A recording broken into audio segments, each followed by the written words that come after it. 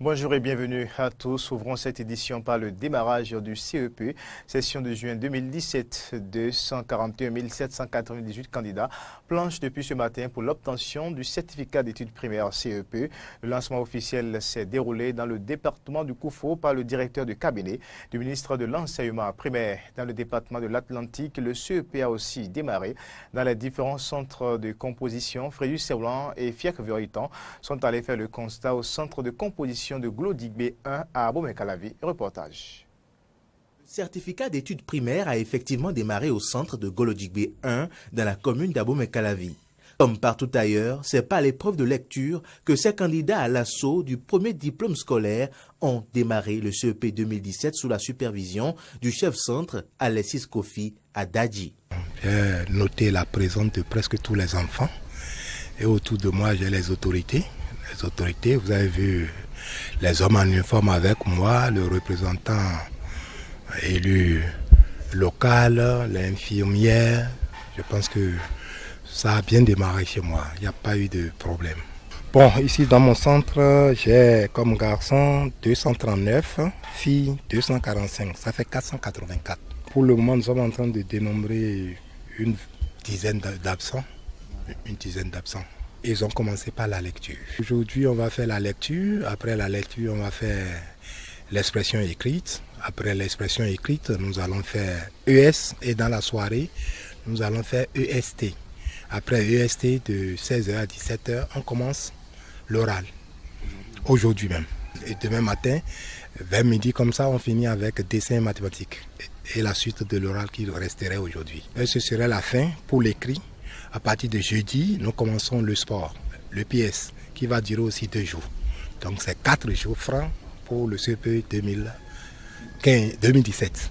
C'est l'élu local, James Zossou, qui a été mandaté par le chef d'arrondissement de Golo-Digbé pour être l'œil des autorités politiques dans ce centre.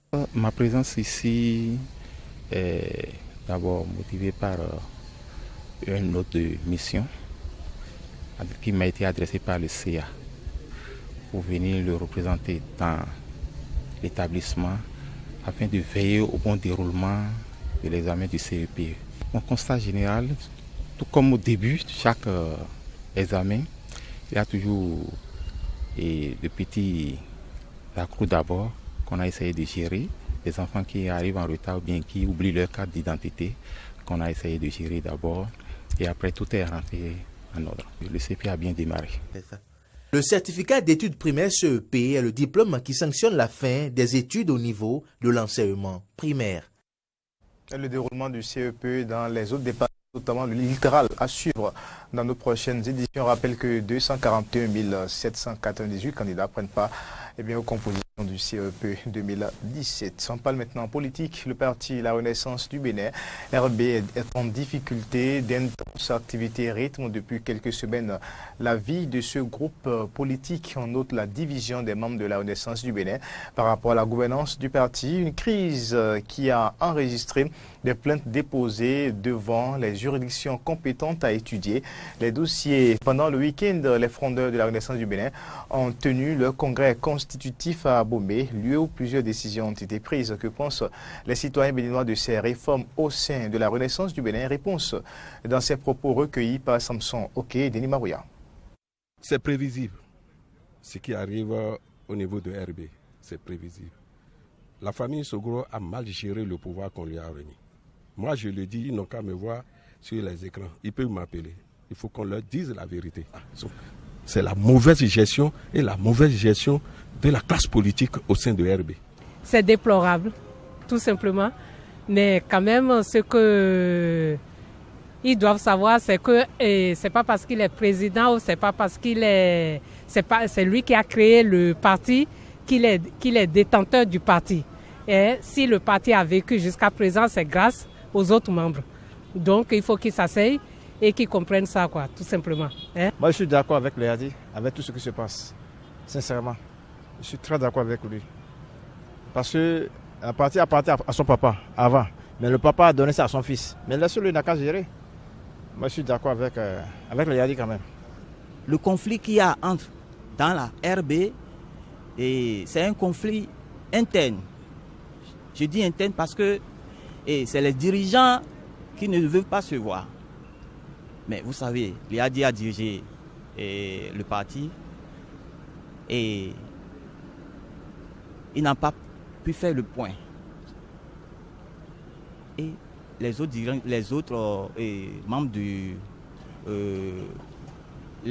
membres du bureau ont demandé à ce qu'il fasse le point, il ne l'a pas fait. Bon, on ne laisse plus. Mais le parti RB n'est pas une patrimoine familial. Ce n'est pas pour la famille Soglo. Un parti, on crée un parti pour les partisans. C'est pas un patrimoine familial. Mais je suis désolé. Ce lundi 26 juin 2017, la communauté internationale a célébré la journée des Nations Unies pour le soutien aux victimes de la torture. Cette journée est révélatrice d'une prise de conscience pour montrer que la torture est une atteinte à un droit inaliénable de la personne humaine, la dignité. Où en est le Bénin dans la lutte contre la torture? Maître Aboubakar Baparapé, président de l'Organisation de défense des droits de l'homme et des peuples, répond à cette question au micro de Frédéric Seboulan et Denis Marouya. La torture, c'est quoi? C'est le fait d'exercer des violences, violences physiques, morales et intellectuelles, donc sur un individu, soit pour l'amener donc à faire quelque chose que souhaite l'agent de la torture, soit pour ne pas faire quelque chose. Alors vous comprenez que ceux qui le font, c'est d'abord ceux qui détiennent les pouvoirs publics. Il faut différencier cela des sévices corporels, donc dans les familles, tout ça. Si on doit faire le bilan, on peut dire que le Bénin a suffisamment avancé. Parce que de façon officielle, dans nos prisons, il n'y a pas de détenus politiques. Donc qui subissent des tortures aussi bien physiques, morales ou intellectuelles, comme j'ai eu à le dire. Deuxièmement, nous avons notre bréviaire qui est la Constitution, qui est censée canaliser tout ça. Et vous avez vu tout l'élan, donc, comment on appelle, le sursaut patriotique de notre peuple lorsque un dirigeant, un président de la République tente de toucher donc, à la Constitution. Le Bénin est quand même, par rapport à l'ancien régime du PRPB, donc, a fait une avancée par rapport à la lutte contre la torture. Vous comprenez? D'abord, la torture sur le plan politique, où on arrête les gens, on amène à Segbana. Bon, il faut dire que, mais toujours dans le respect de la Constitution, des citoyens saisissent la Cour constitutionnelle. Vous comprenez? Il y a des mécanismes qui permettent donc aux citoyens vraiment d'exercer leur droit, de veiller sur, comment on appelle, le respect des libertés dont, n'est-ce pas, donc le corps humain. Vous comprenez? Donc c'est pourquoi les citoyens, il arrive de saisir la Cour constitutionnelle, parce que bon, pour excès de garde à vue, pour torture physique comme torture morale, la Cour constitutionnelle, pour la plupart, fait droit donc, à ces recours-là, et on engage des poursuites. Ensuite, nous, militants des droits de l'homme, nous veillons également donc, au respect de la personne humaine dans les commissariats et tout ça. Si nous sommes saisis, nous intervenons pour pouvoir faire chose. Seulement, il faut faire une sensibilisation surtout à l'adresse des OPJ et des APJ surtout, puisque dans les commissariats, c'est surtout les policiers, donc les APJ, donc qui, je ne sais pas pour quelle raison, exercent des violences physiques, exercent des tortures physiques et morales, donc sur des délinquants qu'ils arrêtent juste pour leur extorquer des aveux, ce qui est contraire à la loi.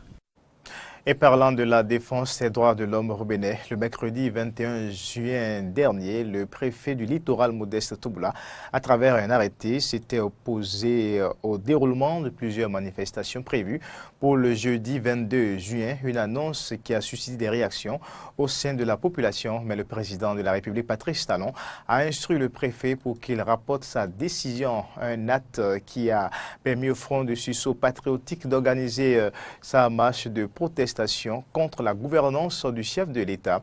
Frédéric Servlan s'est rapproché de certains citoyens de la ville de Cotonou pour recueillir leur avis sur la décision prise par le président de rapporter l'arrêté du préfet Tobola. Suivez. Enfin, pour moi, il n'y a pas match, hein? Il n'y a pas question à débat. Le préfet, il a fait ce qu'il a fait, il est dans son rôle. S'il a estimé qu'il doit y avoir 3 marches dans la seule ville de Cotonou, 3 marches animées par des tendances différentes, il y a de quoi s'inquiéter.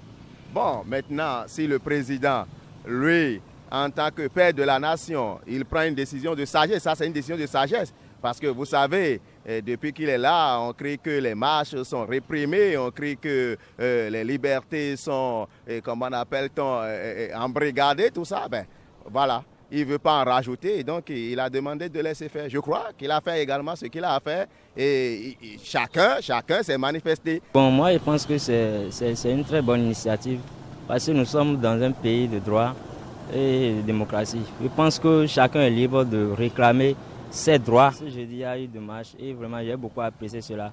Ce que le chef de l'État a initié, c'est une bonne chose par rapport au préfet qui a décidé d'arrêter, empêcher la marche. Je n'ai pas beaucoup apprécié le comportement du préfet, quoi. Mais si on voit qu'aujourd'hui, dans le pays, ça ne va pas. Mais chacun est libre de réclamer ses droits. Et c'est par la lutte et par les marches qu'on peut réclamer ses droits. C'est très bon. C'est pour nous montrer que nous ne sommes plus à l'ère du changement, nous sommes à l'ère du nouveau départ. C'est très bon. La seule chose que moi, je veux dire par là est qu'il faut que le président n'a qu'à bien revoir les choses parce que ça ne va pas dans le pays. Nous, on a tout fait pour qu'il vienne dans le pays, pour nous sauver. Parce que les 10 années passées, on a trop souffert, mais il ne faudrait pas que ça continue. Lui, il est là, c'est pour nous sauver. On a voulu qu'il soit là pour nous sauver. Il ne faudrait pas qu'il vienne encore pour que les mêmes choses recommencent et les mêmes bêtises continuent. Nous voulons que notre pays soit libre. Et en plus de ça, bon, c'est pas... La seule chose est qu'il n'a qu'à revoir tout. L'histoire de préfet, tout ça là. Parlons à présent de la 6e conférence administrative et départementale du Koufo, une rencontre qui a réuni les autorités politico-administratives du 10 départements au cœur des échanges. Plusieurs sujets, parmi lesquels le bilan des récentes actions de la préfecture du Koufo et le programme des coûts accélérés. Jonas Bouti pour le reportage. À cette 6e session ordinaire de la conférence administrative départementale du Koufo, un point exhaustif a été fait sur les plans mis en terre dans le Koufo à l'occasion de la célébration de la Journée nationale de l'arbre et la campagne nationale de reboisement. 9 354 plans ont été mis en terre sur une superficie de 5,7 hectares et 5 255 mètres linéaires. Pour ce qui est de la campagne nationale de reboisement, au niveau du département, 33 794 plants au jour d'aujourd'hui sont mis en terre sur une superficie de 62,14 hectares, 18 931 mètres linéaires. L'éducation a été le second point important débattu à la 6e conférence administrative départementale du Koufo. À ce sujet, le préfet a convié les membres de la CAD à la recherche d'une motivation des populations pour leur massive adhésion au programme de cours accéléré PCA.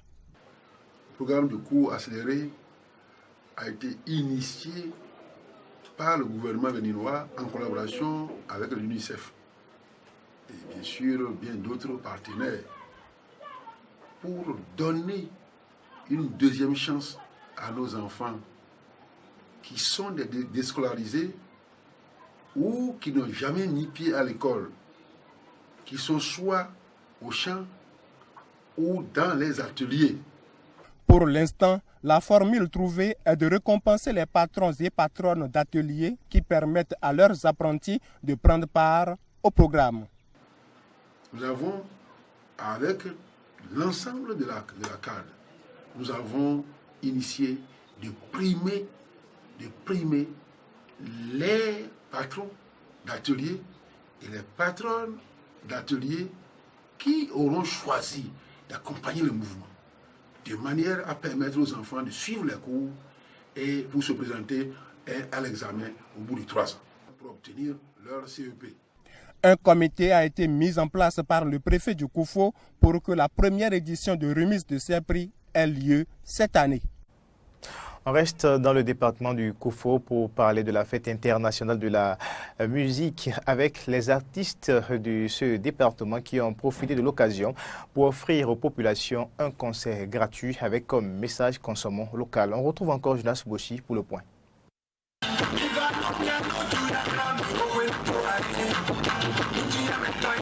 Du spectacle gratuit à l'air libre sur le parc automobile d'Azover, c'est ainsi que les artistes du Koufo ont voulu commémorer la 36e édition de la fête de la musique. Et l'honneur était au directeur départemental de la culture du Mono et du Koufo de planter les décors du spectacle. Le Koufo, malgré l'unicité linguistique qui le caractérise, est qu'un département polyrythmique.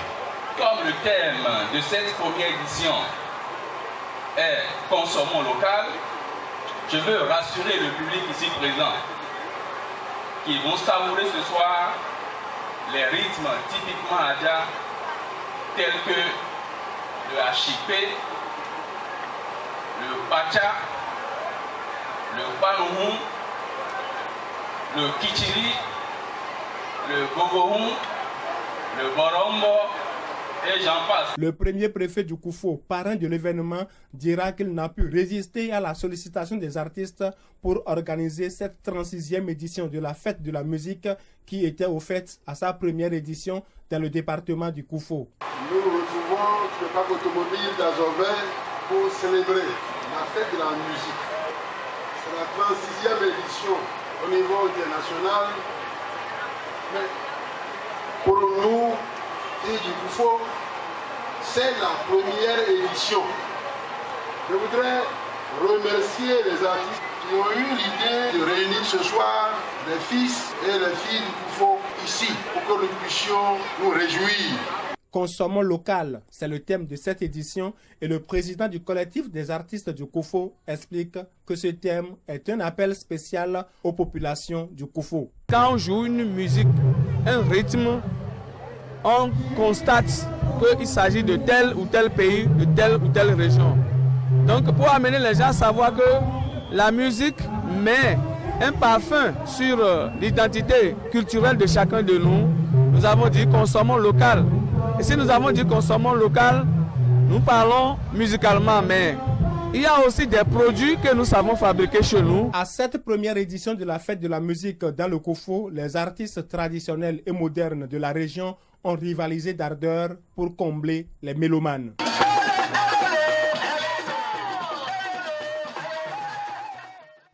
Et puis une brève avant de boucler cette édition. Au Nigeria, 9 personnes ont été tuées, 13 autres blessées dimanche soir dans un triple attentat suicide à Maïdougouri, berceau du groupe djihadiste Boko Haram dans le nord-est du pays. Des attentats suicides ont été commis à plusieurs reprises ces dernières semaines dans Maïdougouri, capitale de l'état de Borno, et dans ses environs 12 personnes avaient ainsi péri le 19 juin et 14 autres le 7 juin. Maïdougouri est la ville la plus durement touchée par les attaques du groupe islamique Boko Haram.